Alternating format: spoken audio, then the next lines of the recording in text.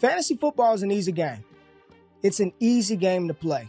We're all chasing the same thing. You're looking for usage and opportunity. You're looking for efficiency. That's what we're chasing. Now, what's happening on the real NFL field, the real game, it definitely influences how we play the fantasy football game. If more teams are deploying 3 wide receiver sets, well, more wide receivers just became more valuable. If teams are concentrating their offense to 2 pass catchers and nobody else, well, you know what? Those are the 2 guys you want from that situation. There are so many different things that you can use to analyze different parts of a pass catcher game.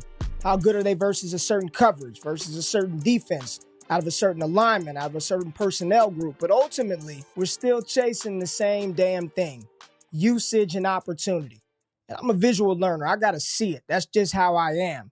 So we created a tool that takes the best of all those things that score us points out of those positions.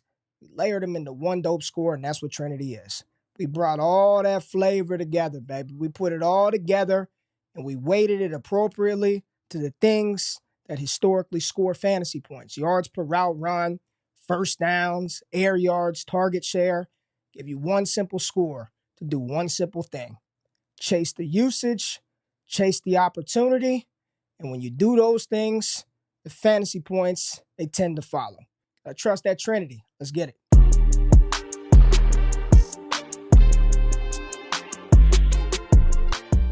Welcome back to the station. Welcome back to the channel. Y'all know who it is, your boy Ray G. You can find me on X at RayGQ if it's your first time on the station.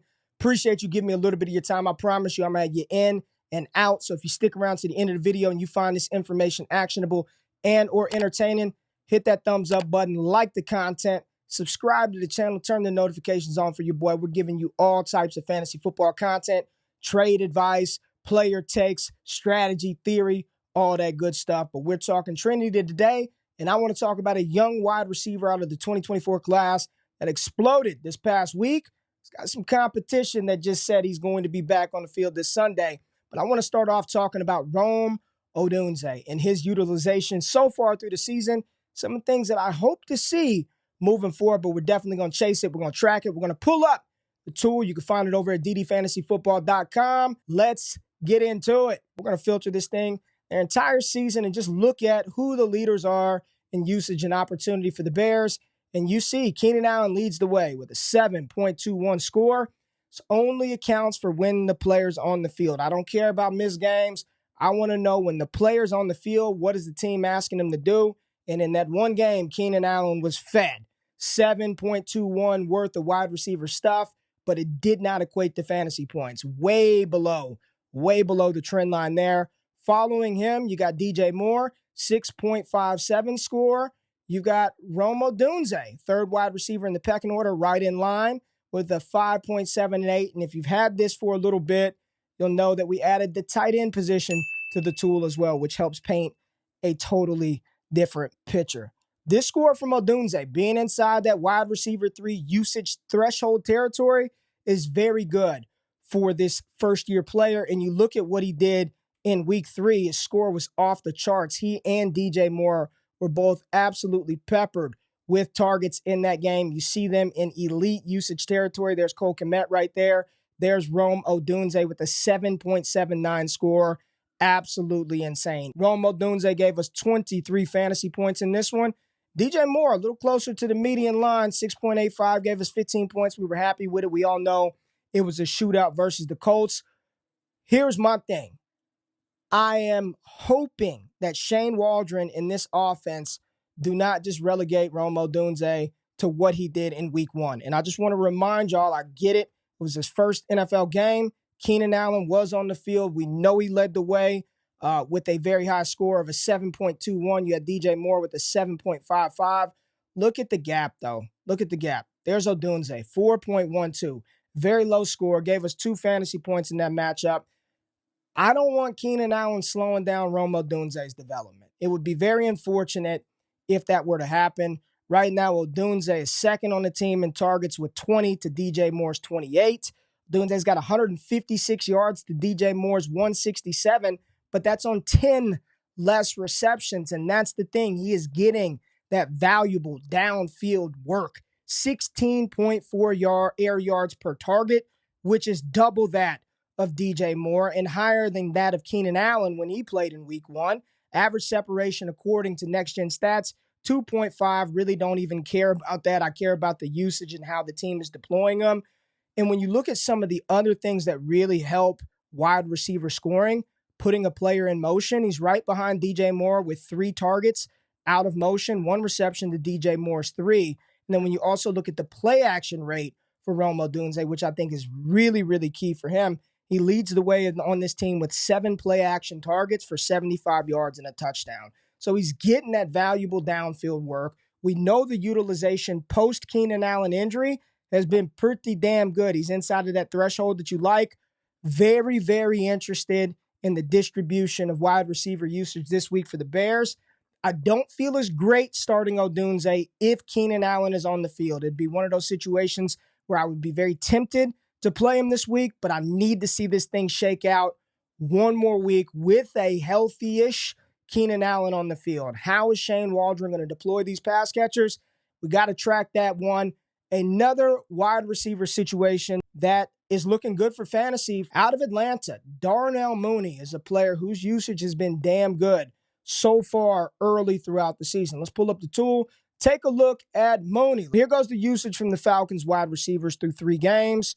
Right here's Drake London scoring us the most fantasy points, about 13 a game, 6.5 Trinity Score. But the leader in wide receiver usage for the Falcons is one Darnell Mooney, first-year wide receiver of the Atlanta Falcons, came in free agency. He and Kirk Cousins have found some nice chemistry so far early. 11.6 fantasy points per game for Mooney. You also have Kyle Pitts down here, 5.34, followed by Ray McCloud. Now, when I just see a chart like this, without seeing anything else, it just tells me that these 2 players back here, whoever those dots are, they're kind of like gnats. They're a little bit annoying for the high-end guys because they're doing a decent amount of work. And Pitts is scoring you, 8 fantasy points a game. And Ray McCloud, like we're wasting damn near 8 fantasy points per game on Ray McCloud. So when I see this, I'm already just a tad bit concerned about the high-end range of these 2, whomever those players are, because they are doing they're doing more than enough to keep those guys at bay. So right here, you got Drake London and Darnell Mooney, but I really want to focus in on Darnell Mooney because the peripherals look really good on him this season as well. Mooney, right now on the team, is right behind Drake London in targets. 19 targets for London, 18 targets for Mooney, 14 receptions for Drake London, 12 receptions for Darnell Mooney. Mooney has more yards, 169 to 136. Darnell Mooney is also doing a lot more after the catch. It's something that Drake London was not really praised for coming out of USC, was his yak ability. Darnell Mooney is doing a lot after the catch, 84 yards compared to 38 yards of yak for Drake London. Now, when you look at some of the other ancillary metrics that I like to look at, the out routes, the hog routes, those are your vertical routes, your out routes, your hitch routes. I call those hog routes. Those are the routes that historically score you more fantasy points. You look at what Darnell Mooney is doing in that department. He is the first receiver in targets on out routes, which is very important. You're running those routes. Those are historically fantasy-friendly routes. Vertical routes, Darnell Mooney's got 3 targets. Drake London has got 5 targets. So both involved in that game. Motion, getting those receivers in motion, creating that space. Both Darnell Mooney and Drake London have 5 targets when they are in motion. So you just look at this situation for the Atlanta Falcons. It doesn't feel fluky at all with Darnell Mooney. In fact, it feels quite real that he is a real part of this offense, and there's no better indicator of that. There's no need to guess. There's no need to predict. There's no need to put your own thought and opinion on it. Here it is right here. The team is telling you that we trust this guy. We're going to continue to use Darnell Mooney. This is a player that I would feel confident plugging in my lineup next week. Is he a high-end range guy? No, and I think, again, with London there, kind of takes away from maybe his elite ceiling, but he's going to be involved in this offense, and hopefully we see a lot of what we saw in week 3 from the Atlanta Falcons, where both of those guys are up here, and we're fine with this distribution, where London led the way with an 8.8 score, gave us 18 fantasy points a game. That is, you are jumping up and down with 18 fantasy points, and if Mooney somewhere finishes in the 8.2 range with about 14 to 15 fantasy points, and you're plugging him in as a flex play, wide receiver 3, This is cherry on top of the cake right here. I am very confident that this trend will continue, and you're going to have some weeks where Darnell Mooney is the 8-8 and Drake London is the 8-2, and the roles are flip-flop. It's a big part of this offense. Let's continue to track Darnell Mooney. I feel really good about him in week 4 of the NFL season. All right, we're going to move on to an NFC team that there are only 2 wide receivers who are being used in the entire offense. And when you see the chart, it's crazy. I'm not BSing you. It's 2 players being used in this pass-catching group as far as the wide receivers. If this continues, you just got to start them every single week. But I do think that one of these players started to separate himself from the pack, the small pack, just a little bit. And I'm talking about New Orleans and Chris Olave. New Orleans Saints. Let's pull up the Saints Trinity. Chris Olave leads the way. Finally jumped Rashid Shaheed, 7.10, 12 fantasy points per game, followed by Rashid Shaheed, 5.85. And then after that, you got Foster Moreau, you got Juwan Johnson, you got Mason Tipton, 1.75, and then I don't even know, Taysom Hill back here, and Ced Wilson. You look at this chart, the tight end isn't even useful. It is Rashid Shaheed, Alvin Kamara, and Chris Olave. He is doing a lot of stuff that you want to see your wide receiver do, right? He's getting downfield work, not as much as Rashid Shaheed, but hell, 12 air yards a target, I'll take that. Shaheed's a bogus, ridiculous 18.8 air yards per target, but it's picking up a little bit of yak, not as much as Shaheed, damn sure not as much as Alvin Kamara, but he's being fed. 14 targets for Olave, 14 targets for Rashid Shaheed. Olave, 12 receptions, 178, 1 touchdown. This is a situation where I am hoping that this trend continues with just these guys being thrown the ball. And I think Derek Carr is a lot better than what he showed last week. Probably not 90 points in the first 2 games good, but better than Chris Olave averaging 5 targets a game. He's clearly the most productive wide receiver from a usage standpoint, and he's below the trend line. There's still some fantasy positive upward mobility that he can give us. So I'm still very much in on Chris Olave, and seeing this ridiculous score coming out of week 3, 9.73 score. This is the trend that I want to continue to see used. Utilize Chris Olave in those high value situations. Get him red zone opportunities. Chris Olave, we got to trust it moving forward. You can roll with Shaheed as well. You can start both of those guys right now, Olave and Rashid Shaheed. Let's talk about the man of the hour, the man of the weekend, the man of the season so far. Juwan Jennings, 11 for 175 and 3 touchdowns. Broke our score, scored higher than a 10. Didn't even think that was possible. But we ain't talking about him. I want to talk about Brandon Aiyuk and why I'm not panicked on Brandon Aiyuk at all. None. Zero panic on Brandon Aiyuk. Leading the way is Deebo Samuel. When he's on the field, he's been asked to do more wide receiver stuff than anybody else. 7.34 score, 18 points per game for Deebo Samuel when he's on the field. Juwan Jennings, we knew he was going to be high. 21 points per game, 7.26 score. Look how high he is above the trend line. Just know, price always comes back to the mean. It always comes back to the mean at some point. You got George Kittle right here. Great score, 6.10 for the tight end. We know he's hurt, but 14 points per game.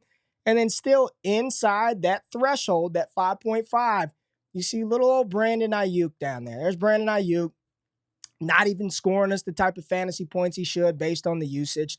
And then there's nobody else. I saw a couple of fantasy analysts out there talking about damn Jacob Cowan. And don't listen to any of that shit. He's not even registered on here. You want to chase usage and opportunity, not players that aren't even on the damn chart, that aren't even being utilized.